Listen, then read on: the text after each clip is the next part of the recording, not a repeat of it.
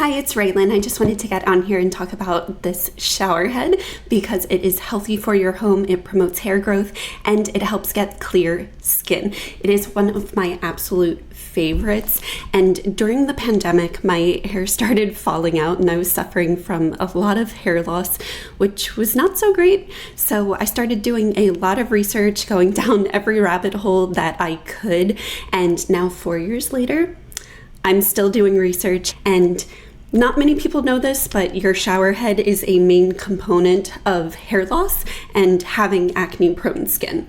So we want to make sure we have a high quality filter, and this one does just that. Oh, it just feels so good. It just feels like a little massage, like you're over at your luxury self-care day. It's very easy to install. My husband said he was proud of me because I could put in the shower head. If you're not handy like me, it's okay. It's literally as easy as screwing on a light bulb. You just take off the other shower head, put on the new shower head, and you're good to go. Now it does come with a wrench, yes, and it also comes with tape. So if you do see any leaks, if your old shower head is a little bit tight, you can use the wrench to get it a little bit looser. Absolutely fit perfectly. It was great.